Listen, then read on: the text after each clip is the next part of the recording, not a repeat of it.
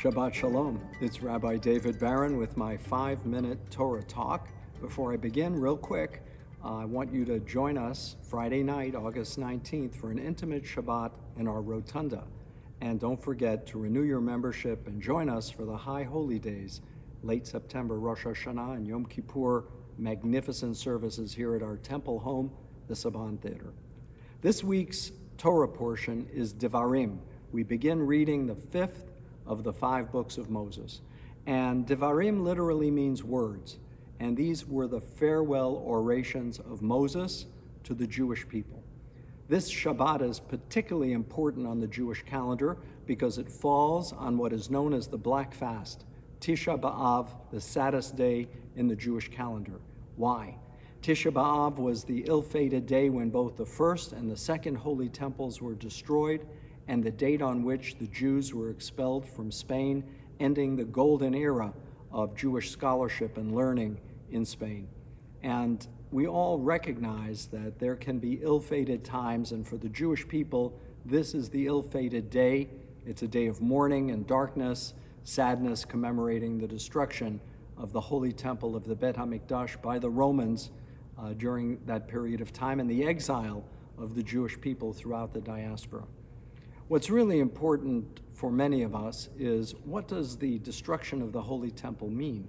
Luckily for the Jewish people, as devastating as an event as the destruction of a central worship place was, the Jewish people, through Rabbinic Judaism, were able to interpret the laws and make Judaism into a portable religion, which they could take with them anywhere in the world.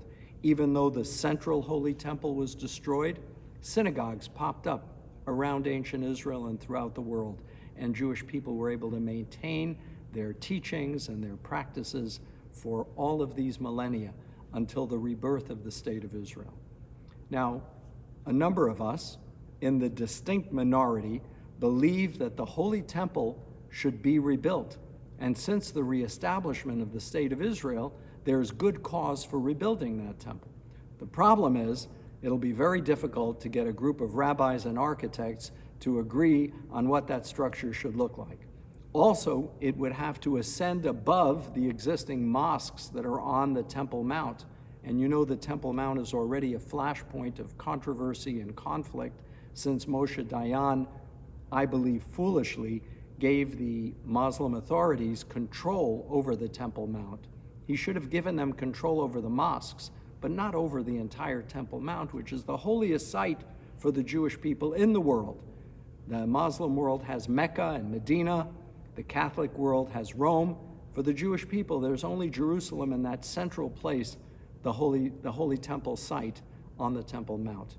Rebuilding a holy temple will be no easy undertaking, but let's get to the heart of the issue. Why do that? Why undertake restoring?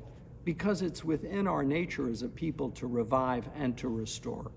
And even though we've had our setbacks and losses and failings on a personal level, that's no excuse for not rebuilding and reestablishing.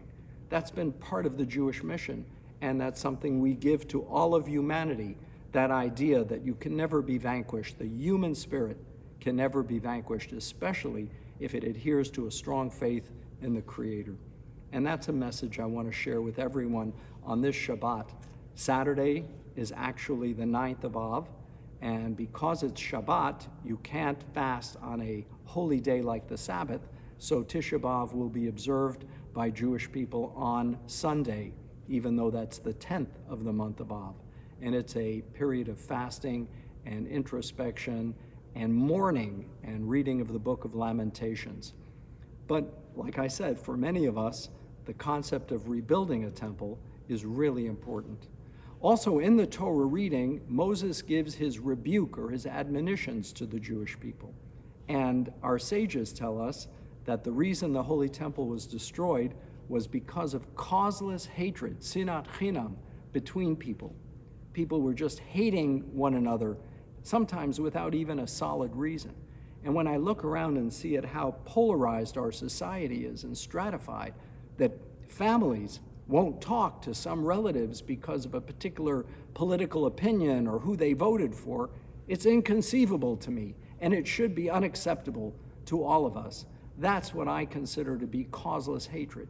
No matter what your political viewpoint is, you're still a mother and father and brother and sister and son and daughter. We shouldn't allow these things to tear us asunder. That is the root of destruction. So on this Shabbat, let's take to heart the messages of renewal and rebuilding, the message of uniting and not allowing differences of opinion to tear us apart.